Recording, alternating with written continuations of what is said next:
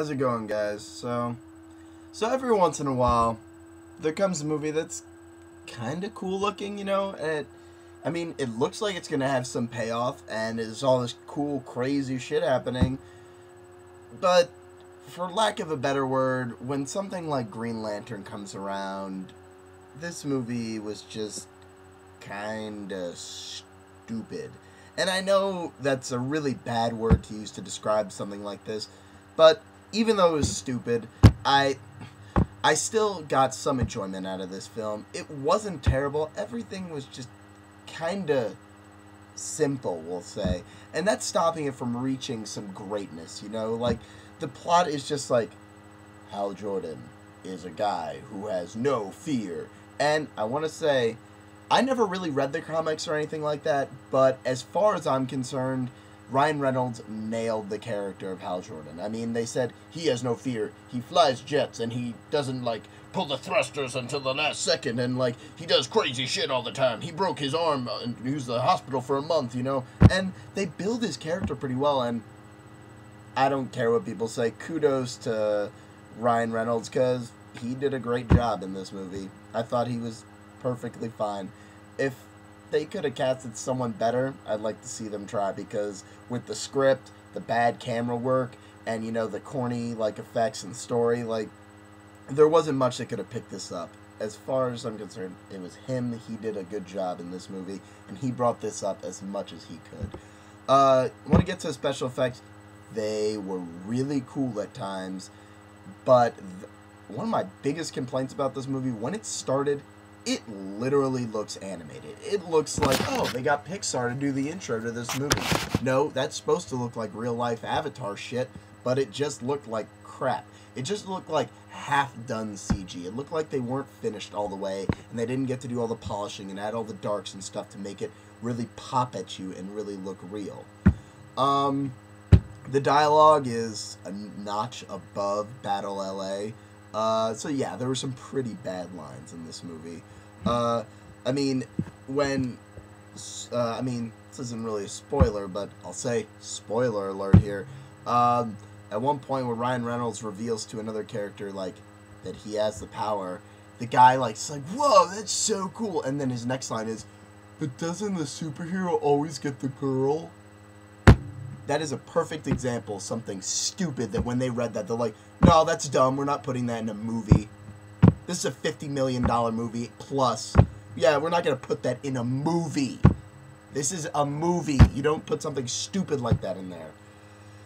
Anyway, like I mentioned before, story was bleh. It's just like, he's the bravest guy, so he's on Earth, and at one point an alien is crashing, and he's going to, be able to help him. But there are the intro to the movie is kind of cool. They have to explain, because the Green Lantern world is really big and massive, and it just looks like, that they didn't get the right guy. They got some corny guy who's like, oh, it's like a superhero movie. This looks like some shit where they need someone super talented, I don't know, maybe Christopher Nolan, or someone like that, someone who really knows how to take something that could be stupid and take it really seriously and make it awesome. Green Lantern in 3D. Let's get to that 3D. Quickly to sum it up, after I saw this movie, I was talking to my friend in the car, and we were on our way, and we're like, so how about that 3D? And then we were like, we got to the point where wait, what 3D? What was 3D in that movie? Sometimes it just had some depth. There was a little depth. See, there's depth there. There's depth. This, it did that. There was no, whoa, which I don't know why, because there was some, as far as I'm concerned, and I keep saying that in this review, and I don't know why, as far as I'm concerned, my favorite things were the Green Lantern ring effects. They were pretty cool, and the monsters and creatures looked pretty awesome as well.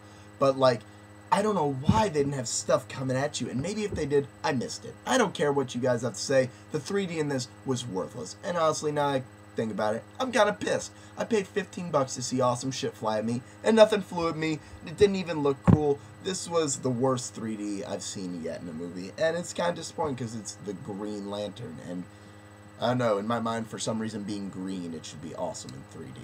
Maybe I'm alone on that. Tell me in the comments. Just want to really quickly mention, I saw a trailer for the new Transformers movie in 3D, that trailer looked better. The 3D in that looked better than the entire Green Lantern movie. So maybe that just looks juiced up and they just chose really good parts, but that was filmed in 3D. I do want to mention, because of all the fuss online, I thought that the costume looked pretty awesome. Like, I don't think they could have, they could have gone maybe with a different style with it and designed it differently, but I guess they were going with, like, an old school, like, look. Like, this kind of, like, it's like a 90s movie. It's like, everything is kind of cool, but it's just stupid.